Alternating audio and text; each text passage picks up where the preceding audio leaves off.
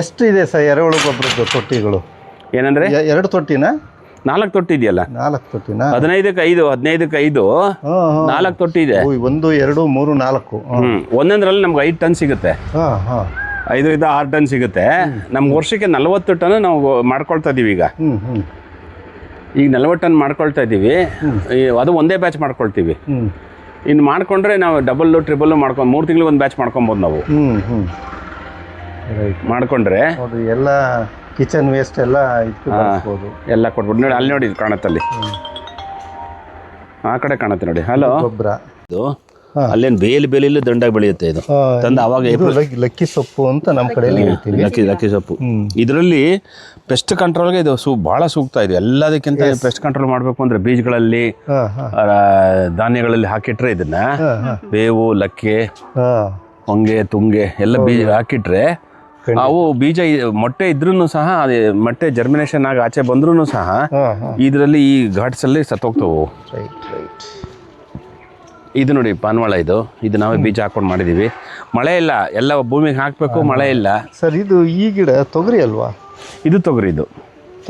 ಇದು ಏನು ಹಾಗೆ ಭೂಮಿಗೆ ನೇರವಾಗಿ ಹಾಕ್ಬೋದು. ಬಟ್ ನಾವು ತಿಂದ್ಬಿಡ್ತವೆ, ಹುಳಗಳೇ ತಿಂದ್ಬಿಡ್ತವೆ. ಬೀಜ ಎಲ್ಲ ಕುಡಿ ಬರುತ್ತಲ್ಲ ಆಚೆಗೆ ತಿಂತವೆ, ಕುಡಿನೇ ತಿಂದಾಕ್ಬಿಡ್ತವೆ. ಸ್ವೀಟ್ ಇರುತ್ತಲ್ಲ. ಈಗ ಈ ರೀತಿ ನಾವು ಪ್ಯಾಕೆಟ್ ಮಾಡಿ ಹಾಕೋದಾದ್ರೆ ಸುಮಾರು ಬೇಕಾಗುತ್ತೆ, ಸಾವಿರಾರು. ಅಲ್ಲ, ಉಳಿಯೋದೇ ಇಲ್ಲ ಬೀಜ ಡೈರೆಕ್ಟಾಗಿ ಹಾಕಿದ್ರೆ ಬರೋದೇ ಇಲ್ಲ ನಿಮಗೆ. ಒಂದೇನಂದ್ರೆ ನೀವು ಪಾತಿ ಮಾಡ್ಬಿಟ್ಟು ಹಾಕಿರ್ತೀರ, ಅದನ್ನ ಪಾತಿ ಮಾಡಿ ಗುಳಿ ಮಾಡಿ ಹಾಕ್ತೀರ. ಅಲ್ಲಿ ಹೋಗಿ ನೀರು ಕೊಡ್ಬೇಕಾ ನೀವು? ಹೌದು. ಪದೇ ನೀರು ಕೊಡ್ಬೇಕಾ ನೀವು? 4 ದಿವಸ ನೀರು ಕೊಡ್ಲ ಅಂದ್ರೆ ನಾವು ಗೊಟ್ಟಕೊಂಡೋದ್ವಾ. ಆಮೇಲೆ ಅವು ಬಂದ ತಕ್ಷಣ ಕುಡಿ ಏನಾಗುತ್ತೆ ಅಂದ್ರೆ ಸ್ವೀಟ್ ಆಗಿರುತ್ತೆ. ಆ ಸ್ವೀಟ್ ಅದನ್ನೇ ತಿಂದಾಕ್ಬಿಡ್ತಾವಲ್ಲ ಅವ. ಪಕ್ಷಿಗಳೆಲ್ಲ ಹುಳನೇ ತಿಂದ್ಬಿಡ್ತವೆ. ಇದು ನೋಡಿ, ಪೆಸ್ಟ್ ಕಂಟ್ರೋಲ್ ಇಟ್ಟಿದೀವಲ್ಲ ಇಲ್ಲಿ, ಈ ಪೆಸ್ಟ್ ಕಂಟ್ರೋಲ್ ಇಟ್ಟಿರೋ ಹೊತ್ತಿಗೆ ಇಲ್ಲಿ ಏನಿಲ್ಲ ಅಂದ್ರೆ ಒಂದು 150-200 ಹುಳ ಬಿದ್ದಿರುತ್ತೆ ಇದರಲ್ಲಿ. ಅಷ್ಟು ಹುಳ ಬಿದ್ದಿರುತ್ತೆ ಇದರಲ್ಲಿ. ಅದೇ ತರ ಎಲ್ಲ ಪೆಸ್ಟ್ ಕಂಟ್ರೋಲ್ ಅಲ್ಲಿ ಇಟ್ಟಿದೀವಿ. ಈ ಮಳೆಗಾಲದಲ್ಲಿ ಈ ಹುಳಗಳೇನೆಲ್ಲ ಚಿಗುರನ್ನೇ ತಿಂದ್ಬಿಡ್ತವೆ. ಇದು ಗ್ಲಿರಿಸಿಡಿಯಾ. ಇದು ಗ್ಲಿರಿಸಿಡಿಯಾ ಗೊಬ್ಬರದ ಗಿಡ ಅಂತ. ಅದು ಆ್ಯಕ್ಚುಲಿ ಗ್ರೀಸ್ ದೇಶದಲ್ಲಿ ಇದಕ್ಕೆ ಎಂಥದ್ದು ನಮ್ಮ ಇದು ಏನದು ನೈಟ್ರೋಜನ್ ಫಿಕ್ಸೇಷನ್ಗೆ ಬಳಸ್ತಾರೆ. ನೈಟ್ರೋಜನ್ ಫಿಕ್ಸೇಷನ್ಗೆ ಪ್ಲಸ್ ಇಲಿಗಳ ಕಾಟಕ್ಕೆ ಅದು ಭಾಳ ಸೂಕ್ತ ಅದು. ನಮಗೆ ವೆಲ್ವೆಟ್ ಬೀನ್ಸ್ ಆಗ್ಬೋದು. ಏನು ಬಳ್ಳಿಗಳಿಗೋಸ್ಕರನೇ ಮಾಡಿರೋದು. ಬಳ್ಳಿಗಳಿಗೋಸ್ಕರ ಈಗ ಚಪ್ರ ಹಾಕಿರೋದು ಅದಕ್ಕೋಸ್ಕರ ಬಳ್ಳಿಗಳಿಗೋಸ್ಕರ ಅಲ್ವಾ? ಇದು ದೆಬ್ಬೆರ್ಲೋ ಇನ್ಯಾವುದೋ ಇದೇನು ಅಂದ್ರೆ ಉದ್ದೇಶ ಏನು ಅಂದ್ರೆ, ನಾವು ಇದನ್ನ ಕಂಪ್ಲೀಟ್ ಮಾಡಿ ಒಂದು 6-7 ತಿಂಗಳಾಯ್ತು. ಮಳೆ ಆಗಿಲ್ಲ. ಮಳೆ ಆಗ್ಬಿಟ್ರೆ ಚೆನ್ನಾಗಿ ಬಂದ್ಬಿಡ್ತು ನೋಡಿ. ತುಗ್ದಿರೆಕಾಯಿ, ಇದು ಬಸ್ಲೆಕಾಯಿ, ಬಸ್ಲೆ ಸೊಪ್ಪು. ಬಳ್ಳಿಗಳು ಬೆಳೆಗಳು ಯಾವುದೇ ಆಗಲಿ ಸರ್, ನಾವೇನೇ ನೀರು ಕೊಟ್ಟರು ಮಳೆ ಬಂದಾಗ ಒಳ್ಳೆ ಚೆನ್ನಾಗಿ. ಹೌದು, ಸ್ವಾಭಾವಿಕ ಅಲ್ಲ ಸರ್, ಸ್ವಾಭಾವಿಕವಾಗಿ ನ್ಯಾಚುರಲ್ ಆಗಿ. ಇದಿಷ್ಟು ಕ್ರೀಪರ್ಸ್ ಏನಕ್ಕೆ ಅಂದ್ರೆ ನಮ್ಗೆಲ್ಲ ಯಾವ್ಯಾವ ಥರ ಬೇಕೋ, ತುಗ್ದಿರೆಕಾಯಿ, ಬಸ್ಲೆ ಸೊಪ್ಪು, ಚಪ್ರದವರೆಕಾಯಿ, ತೊಂಡೆಕಾಯಿ, ಸೀಮೆ ಬದನೆಕಾಯಿ ಎಲ್ಲ ಒಟ್ಟೊಟ್ಟಿಗೆ ಬೆಳ್ಕೊಂಡು ತರಕಾರಿಗಳೆಲ್ಲ ಇಲ್ಲಿ ಸಿಗುತ್ತೆ. ಒಟ್ಟೊಟ್ಟಿಗೆ ಒಂದಕ್ಕೊಂದು ಹೊಂದ್ಕೊಂಡು ಹೋಗ್ತಾವಲ್ಲ. ಮಳೆ ಬಂದಿಲ್ಲ, ಮಳೆ ಬಂದ್ಬಿಟ್ರೆ ಸಂಪೂರ್ಣ ಪ್ರಮಾಣದಲ್ಲಿ. ಈಗ ಈಗ ಗೋಬರ್ ಗ್ಯಾಸ್ ಕಂಪ್ನಿಯವರಲ್ಲ, ಇದು ಸೆಸ್ಟಿಮಾ ಗೋಬರ್ ಗ್ಯಾಸು, ಇವರಿಂದ ಒಂದು ಇಲ್ಲೊಂಚೂರು ಮಾತಾಡ್ತೀರೇನಪ್ಪ ಚಂದನ್ ಇವರು ನೀವು ಕೆಲಸ ಆದ್ಮೇಲೆ ಮಾತಾಡ್ತೀರಾ? ಬನ್ನಿ, ಆ ಕಡೆ ಹೇಳ್ತೀನಿ ನಾನು. ಸರಿ ಇರ್ತಾರೆ, ಬನ್ನಿ, ಅವ್ರು ಸುಮಾರು ಟೈಮ್ ಇರ್ತಾರೆ. ನೋಡಿ, ಇದು ಮೇಲ್ಗಡೆ ಕ್ರೀಪರ್ಸ್ ಹಾಕೊಳ್ಳೋಕೆ ಒಂದು ನೆರಳು ಸೃಷ್ಟಿ ಆಗುತ್ತೆ. ಹೌದು. ಇದರಲ್ಲಿ ಇನ್ನು ಸ್ವಲ್ಪ ಕೆಲಸ ಇದೆ. ಏನು ಕೆಲಸ ಅಂದರೆ, ಇದು ಇಲ್ಲಿ ಕಡ್ಪಕಲ್ಲು ಹಾಕ್ತೀವಿ ಈ ಕಡೆಗೆ. 2 ಕಡೆಗೂ ಕಡ್ಪಕಲ್ಲು ಹಾಕ್ಬಿಟ್ಟು ಒಳ್ಳೆ ಮಣ್ಣು ಗೊಬ್ಬರ ತುಂಬ್ತೀವಿ ಇದಕ್ಕೆ. ಇದು 2 ಕಡೆ ಸುತ್ತ ಕಡ್ಪಕಲ್ಲು ತರಿಸಿದ್ವಲ್ಲ, ಕಡ್ಪಕಲ್ಲು ಹಾಕ್ತೀವಿ. ಕಡ್ಪಕಲ್ಲು ಹಾಕ್ಬಿಟ್ಟು ಅದ್ರಲ್ಲಿ ಒಳ್ಳೆ ಮಣ್ಣು ಗೊಬ್ಬರ ತುಂಬಿಬಿಟ್ಟು ನೀರು ಡ್ರಿಪ್ಪು ಮೇಂಟೈನ್ ಮಾಡ್ಬಿಡ್ತೀವಿ.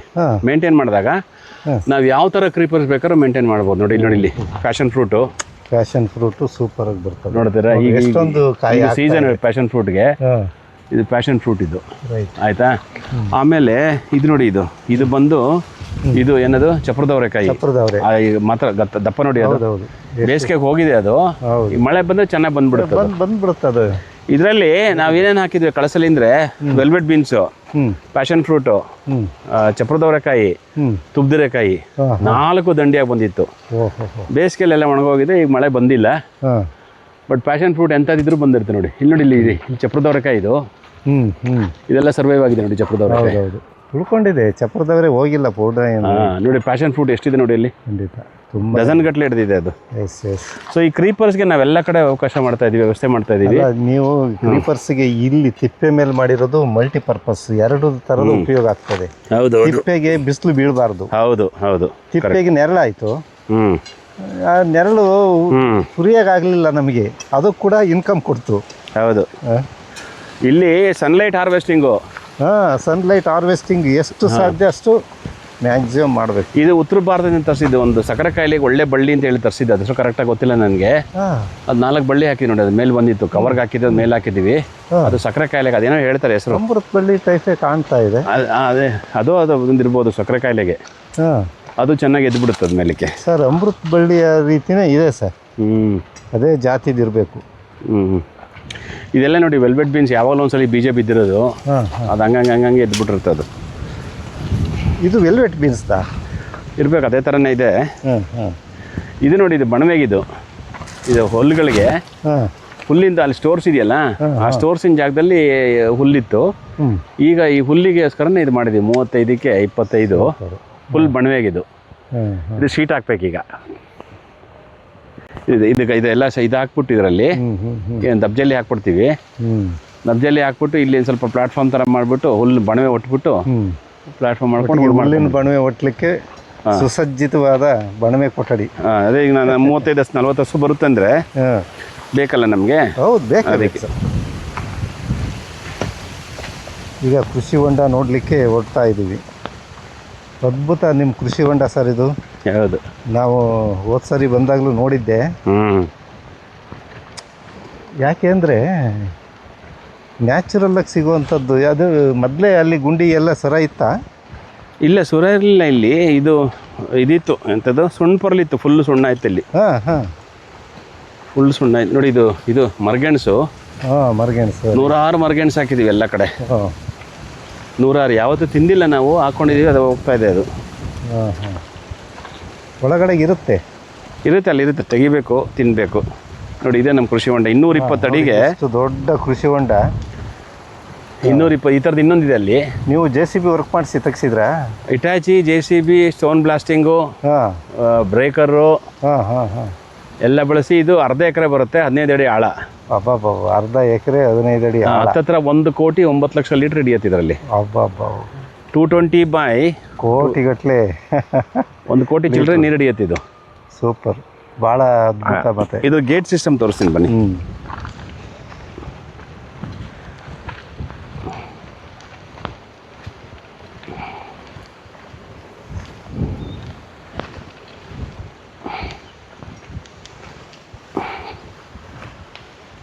ಇವತ್ತು ನಾವು ಕಡಿಮೆ ನೀರು ಸಿಕ್ಕಿದೆ ಅಂತೇಳಿ ನಮ್ಮ ರೈತರು ಮತ್ತೆ ಬೋರ್ ಕೊರೆಸ್ತಾರೆ ಸರ್. ಅದು ಎಷ್ಟು ನೀರಿದೆ ಅಷ್ಟು ಈ ಕೃಷಿ ಹೊಂಡ ಮಾಡ್ಕೊಂಬಿಟ್ರೆ. ಹೌದು, ಬೋರಿಗೆ ಚಾರ್ಜ್ ಆಗುತ್ತೆ. ಹ್ಞೂ ಸರ್. ಇದು ಒಂದು ಸ್ಟೈಲಾ ಹೆಮಟ ಅಂತೇಳಿ ಒಂದು ಬಳ್ಳಿ ನೋಡಿ ಇದು. ಇದು ಸ್ಟೈಲಾ ಹೆಮಟ ಅಂಥೇಳಿ. ಸ್ಟೈಲಾ ಹೆಮಟ ಬಳ್ಳಿ. ಸ್ಟೈಲಾ ಹೆಮಟ ಅಂತ ಇದು. ಇದನ್ನು ನಾವು ನಮ್ಮ ಕಾಂತರಾಜು ಅಂತಿದ್ದಾರೆ ತಿಪ್ಟೂರಲ್ಲಿ, ಅಂಜನಾದ್ರಿ ನರ್ಸರಿ. ಸೊ ಅವ್ರ ಕಡೆಯಿಂದ ತರಿಸಿ ಹಾಕಿರೋದು ಎಲ್ಲ ಬದಿನ ಮೇಲೆಲ್ಲ ಹಾಕಿದ್ದೀವಿ ಇದು. ಸರಿ. ಇದು ಕುರಿಗಳಿಗೆ, ದನಗಳಿಗೆ ಭಾರಿ ಅನುಕೂಲ. ಇದು ಕುಯ್ದು ಹಾಕ್ಬೋದು ಇದನ್ನು. ಸ್ಟೈಲಾ ಹೆಮಟ ಅಂತ.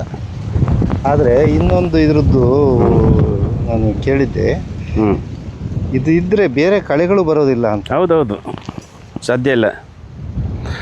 ಒಳ್ಳೆ ಮೇವಿದು. ಒಳ್ಳೆ ಮೇವು ಜೊತೆಗೆ ನಮಗೆ ಗ್ರೀನ್ ಮಲ್ಚಿಂಗ್ ಆಯ್ತಲ್ಲ ತೋಟ. ಹೌದು, ತೋಟಕ್ಕೆ green mulching.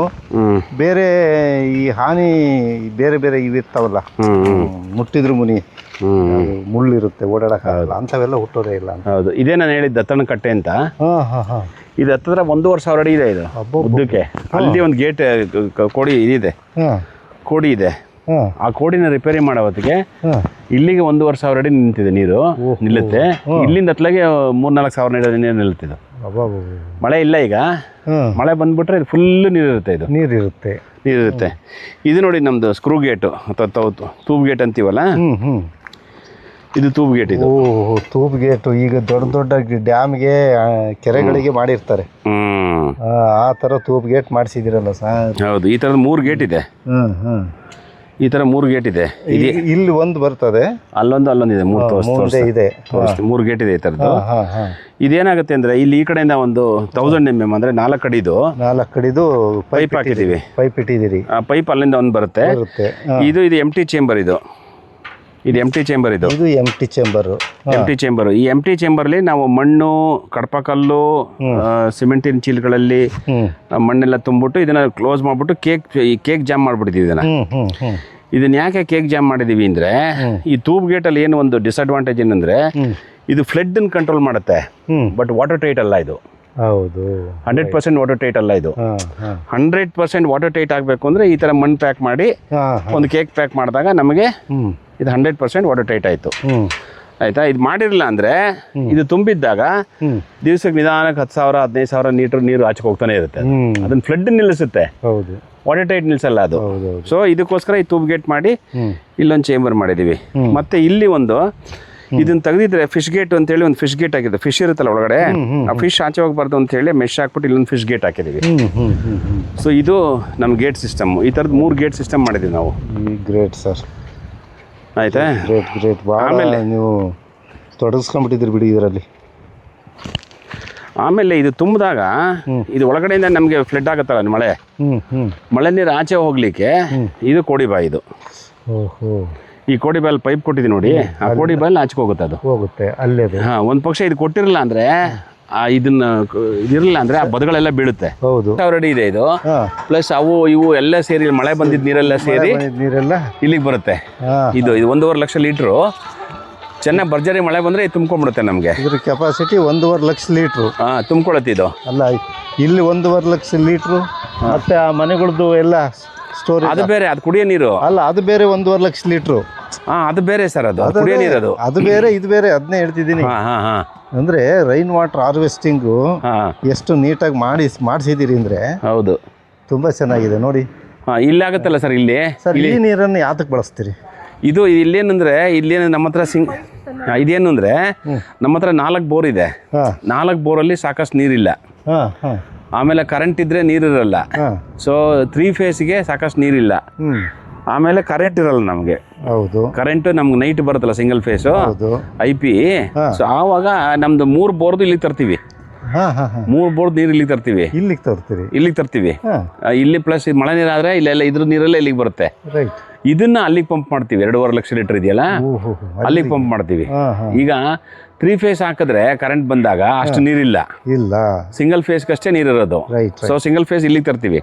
Single face 6 to 6 ಸಾಯಂಕಾಲ ಕೊಡ್ತಾನೆ, ಅದರಲ್ಲಿ ಎತ್ಕೊಳ್ತೀವಿ.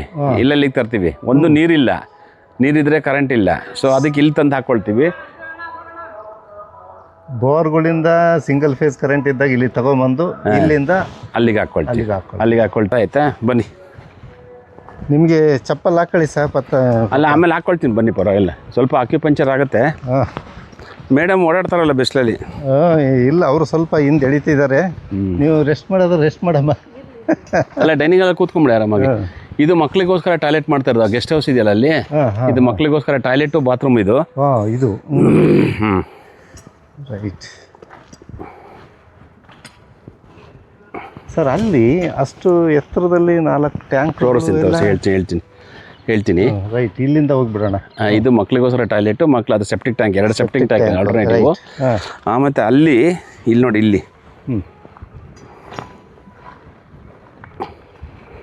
ಇಲ್ಲಿ ಮಕ್ಳಿಗೆ ನೀರು ಬೇಕಲ್ಲ, ಸ್ನಾನಕ್ಕೆ ಗಿನಕ್ಕೆಲ್ಲ. ಒಳಗಡೆ ನೀರು ಹೋಗುತ್ತೆ ಟ್ಯಾಪು, ಜೊತೆಗೆ ಸೂರ್ ನೀರು ಇದೆಯಲ್ಲ, ಇದೆಲ್ಲ ಸೂರ್ ನೀರು ಬಂದು ಇಲ್ಲಿ ಕಲೆಕ್ಟ್ ಆಗುತ್ತೆ.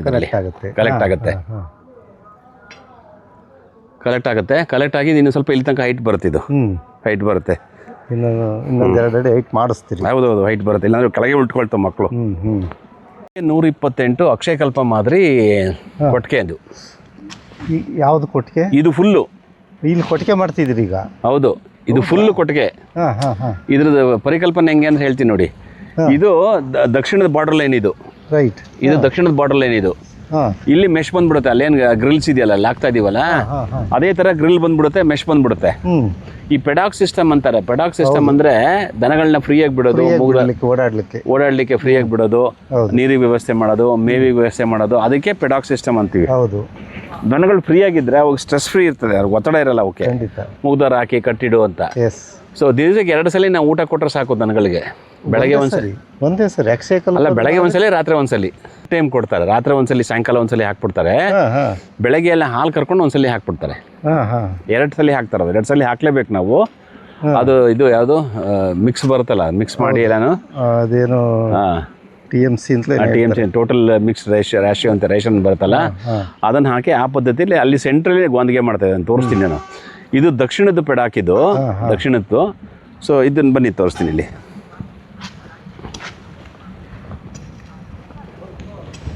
ಇದು ಪೆಡಾಕ್ ಮಾಡಿದ್ಮೇಲೆ ನಾವು ಮತ್ತೆ ಒಂದು ವಿಡಿಯೋ ಮಾಡಬೇಕು ಆಮೇಲೆ. ಹೌದು. ಈಗ ಬರೀ ಈಗ ಏನು ನಮ್ದು ಇಮ್ಯಾಜಿನೇಷನ್ ಆಗುತ್ತೆ. ಇದೇನಂದ್ರೆ ನೋಡಿ, ಇಲ್ಲಿ ನಾವು ಸೆಂಟ್ರಲ್ಲಿ ಮಾಡಿದಾಗ ಶೆಡ್ ಮಾಡಿದಾಗ 2500 ಅಡಿ ನಮಗೆ ಶೆಡ್ ಬರುತ್ತೆ ಇಲ್ಲಿ. ಹೌದು. 12 ಅಡಿಗೆ 12 ಅಲ್ಲ 24 ಅಡಿಗೆ 100 ಅಡಿ ಏನು ಬರುತ್ತೆ, ಅದು 2500 ಅಡಿ ನೀರು ಬರುತ್ತಲ್ಲ, ಅದು ಆ ನೀರಿಗೆ ಇದು ರೈನ್ ವಾಟರ್ ಹಾರ್ವೆಸ್ಟಿಂಗ್. ಇದು 35,000 ಲೀಟ್ರು. ಸೊ ಇದು ವಾಟರ್ ಶೆಡ್. ಇದು ಐ ಮೀನ್ ಇದು ಇದಕ್ಕೆ ದನಕ್ಕೆ ಕೊಟ್ಟಿಗೆ ಮಾಡ್ತಿರಲ್ಲ, ಅದು ಮೇಲ್ಗಡೆ ಚಾವಣಿಯಿಂದ ಬರೋ ನೀರು ಪ್ಲಸ್ ಇಲ್ಲಿ ನಾವು 2.5 ಲಕ್ಷ ಲೀಟರ್ ನೀರು ಮಾಡಿದೀವಲ್ಲ, ಆ ನೀರನ್ನು ನಾವು ಇಲ್ಲಿ ತಂದು ಇಲ್ಲಿ ಕೊಡ್ತೀವಿ. ಅದನ್ನು ಫೀಡಿಂಗ್ ಇಲ್ಲಿ ಕೊಟ್ಕೊಂಡಿದ್ದೀವಿ. ಈ 35,000 ಲೀಟರ್ ಇಲ್ಲಿ ಕೊಡುತ್ತೆ. ಇಲ್ಲಿಂದ ಒಂದು ಪಂಪ್ ಹಾಕ್ಬಿಟ್ಟು ಆಟೋ ಲೆವೆಲ್ ಹಾಕ್ಬಿಡ್ತೀವಿ. ಆಟೋ ಆನ್ ಆಫ್ ಹಾಕ್ಬಿಟ್ಟು ಅದು ಕೊಟ್ಬಿಡ್ತೀವಿ. ಅಲ್ಲಿ ಅದು 3,12,000 ಲೀಟ್ರು ಅಲ್ಲಿಗೆ ಹೋಗುತ್ತೆ. ಅಲ್ಲಿಗೆ ಹೋದಾಗ ಇಲ್ಲಿ ಗ್ರಾವಿಟಿನಲ್ಲಿ ಎಲ್ಲ ಕಡೆಗೂ ಫ್ಲೋ ಆಗುತ್ತೆ ನೀರು. ನಮಗೆ ಕರೆಂಟ್ ಇರಲೇಬೇಕು ಅಂತೇನಿಲ್ಲ. ನಮಗೆ ನಿರಂತರ ಜ್ಯೋತಿ ಇರೋದ್ರಿಂದ ಪ್ಲಸ್ ಸೋಲಾರ್ ಇರೋದ್ರಿಂದ. ನಿಮ್ಮದು ಉದ್ದೇಶ ತೋಟಕ್ಕೆ ನೀರು ಸರಬರಾಜಾಗೋದು ಗ್ರಾವಿಟಿಯಿಂದ, ಎಲ್ಲ ಗ್ರಾವಿಟಿಯಿಂದ ಆಗಬೇಕು. ಆ ರೀತಿ ಮಾಡಿದ್ದೀರಿ. ಇಲ್ಲಿ ಇದ್ರ ಮೇಲ್ಗಡೆ 2,500 ಅಡಿಯಲ್ಲಿ ಒಂದು ಸೋಲಾರ್ ಯೂನಿಟ್ ಬರುತ್ತೆ. ಆ ಸೋಲಾರಲ್ಲೇ ಪಂಪ್ ಆನ್ ಆಗುತ್ತೆ. ಸೋಲಾರಲ್ಲೇ ಇದು ವಾಟರ್ ವಾಶು, ದನಗಳು ವಾಷಿಂಗ್ ಆಗುತ್ತೆ. ಕರೆಂಟ್ ಇಲ್ಲದೆ ಇರಲಿ ಸೋಲಾರಲ್ಲೇ ಮಾಡ್ಕೊಳ್ತೀವಿ ನಾವು. ಆಯ್ತಾ, ಅಲ್ಲಿಗೂ ಹೋಗುತ್ತೆ ಅದು ಪಂಪು, ಅಲ್ಲಿಗೂ ಹೋಗುತ್ತೆ ಸೋಲಾರಲ್ಲಿ. ಸೊ ಹೋದ್ರೆ ಅದು ನೀರು ತುಂಬಿಕೊಳ್ಳುತ್ತೆ. ನೀರು ತುಂಬಿಕೊಳ್ಳಾಗ ದನಗಳಿಗೆ ಏನು ಮಾಡ್ತೀವಿ ಅಂದ್ರೆ, ಅಲ್ಲಲ್ಲೇ ನಾವು ಏನು ಇದು ಮಾಡಿದೀವಲ್ಲ ಗ್ರಿಲ್ಸ್ ಎಲ್ಲ, ಅಲ್ಲಿ ಹಿಂಬದಿ ಒಂದು ಬ್ರಾಕೆಟ್ ಮಾಡಿಬಿಟ್ಟು ಅಲ್ಲಿ ಒಂದು ಟಬ್ ಮಾಡಿಬಿಟ್ಟು ನೀರು ಇಟ್ಬಿಟ್ಟಿರ್ತೀವಿ. ಆ ನೀರು ಒಂದು ಕಡೆ ಓಪನ್ ಮಾಡಿದ್ರೆ ಎಲ್ಲದಕ್ಕೂ ತುಂಬಿಕೊಳ್ಳುತ್ತೆ. ಖಂಡಿತ. ಸೊ ಹಾಗೆ ಅದು ನೀರಲ್ಲಿರುತ್ತೆ. ಅಲ್ಲಿ ಪೆಡಾಕ್ ಸಿಸ್ಟಮ್ದು ಒಂದು ವಿಡಿಯೋ ಮಾಡಿದ್ದೀವಿ ನಾವು. ಹೌದಾ? ಅದರಲ್ಲೆಲ್ಲ ಕ್ಲೀನ್ ಎಸ್ಟಾಬ್ಲಿಷ್ಡ್. ಯಾರ್ದದು? ಅಲ್ಲಿ ಅದು ಮೈಲ್ನಳ್ಳಿ ಅಂತ ಬರುತ್ತೆ, ಅರಸೀಕೆರೆ ತಾಲೂಕು. ಅಲ್ಲಿ ಅವ್ರದ್ದು ಅಕ್ಷಯಕಲ್ಪದ್ದೇ ಅವ್ರದ್ದು. ಅದೇ ಅವಾಗ ಸ್ವಲ್ಪ ಚಿಕ್ಕದು ಕಾಣುತ್ತೆ ಅವ್ರದ್ದು. ಸ್ವಲ್ಪ ಚಿಕ್ಕದು, ನಿಮ್ಗಿಂತ ಚಿಕ್ಕದು. ಇದು ನೋಡಿ, ಇದು ಗೊಂದಿಗೆಗೆ ಇದು ಮೇಯ್ನು. 6 ಅಡಿಗೆ ಇಲ್ಲ 6 ಅಡಿಗೆ ಬರುತ್ತಲ್ಲ, ಇದು 6 ಅಡಿಗೆ ಗೊಂದಿಗೆ. ಇದು ಗೊಂದಿಗೆಗೆ. ಇದು ಗೊಂದಿಗೆ ಬಂದಮೇಲೆ ಶೀಟ್ ಬರುತ್ತೆ, ಅಕ್ಷಯಕಲ್ಪ ಮಾದರಿ ಶೀಟ್ ಬಂದು 4 ಇಂಚ್ ಗ್ಯಾಪ್ ಇರುತ್ತೆ ಹಾಟ್ ಏರ್ ಎಸ್ಕೇಪ್ ಆಗಲಿಕ್ಕೆ. ಆಮೇಲೆ ಇಲ್ಲೇನೆ ಎಲ್ಲ ನಮಗೆ ವಾಷಿಂಗ್ ಸಿಸ್ಟಮು, ಫ್ಯಾನ್ ಸಿಸ್ಟಮು ಎಲ್ಲ ಇಲ್ಲೇ ಮಾಡಿಬಿಡ್ತೀವಲ್ಲ ನಾವು. ಇಲ್ಲಿ ಫ್ಯಾನು ಹಾಕ್ತೀವಿ, ಬೇಸಿಗೆ ಫ್ಯಾನ್. ಇಲ್ಲಿ ಎಲ್ಲ ಓಡಾಡ್ಕೊಂಡು ಅವುಗಳಿಗೆ ಫೀಡ್ಗೆ ಹಾಕ್ಲಿಕ್ಕೆ. ಅದೇ ಇದು ಏನು 6 ಅಡಿ ಏನಿದೆ, ಇದು ಫೀಡಿಂಗ್ ಏರಿಯಾ. ಆ ಕಡೆ ಇರುತ್ತೆ, ಈ ಕಡೆ ಇರ್ತಾವೆ. ಹೌದು. ಆಯ್ತಾ? ಇದು ಈ ಕಡೆ ಬಂದ್ರೆ ಇದು ಉತ್ತರದ್ದು. ಇದು ಪೆಡ್ ಹಾಕಿದೆ, ಇಲ್ಲಿ ಸೀಲ್ ಆಗಿರುತ್ತೆ. ಈ ಸೀಲ್ ಆಗಿರುತ್ತೆ. ಇಲ್ಲಿದೆಲ್ಲ ಯೂರಿನ್ ಚೇಂಬರ್ ಈ ಕಡೆ 4 ಇರುತ್ತೆ, ಈ ಕಡೆ 4 ಇರುತ್ತೆ. ಅದು ಸೆಂಟ್ರಲ್ ಒಂದಿರುತ್ತಲ್ಲ, ಆ ಸೆಂಟ್ರಲ್ ಇರೋದು ಆ ಕಡೆ ಕನೆಕ್ಟ್ ಆಗುತ್ತೆ. ಕನೆಕ್ಟ್ ಆಗಿ ಅಲ್ಲಿ ಒಂದು ಅಜಿಟೇಟರ್ಗೆ ಹೋಗುತ್ತೆ. ಅದು ಅಜಿಟೇಟರ್ಗೆ ಹೋಗುತ್ತೆ. ಅಜಿಟೇಟ್ ಆಗಿ ಅಲ್ಲಿಂದ ಫೀಡಿಂಗ್ ಚೇಂಬರ್ಗೆ ಪಂಪ್ ಆಗುತ್ತೆ. ಆ ಫೀಡಿಂಗ್ ಚೇಂಬರಿಗೆ ಪಂಪ್ ಆಗಿ ಅಲ್ಲಿಂದ ಡೈಜೆಸ್ಟರ್ಗೆ ಹೋಗುತ್ತೆ. ಡೈಜೆಸ್ಟರಿಂದ ಆಚೆ ಸ್ಲರಿ ಟ್ಯಾಂಕಿಗೆ ಬರುತ್ತೆ.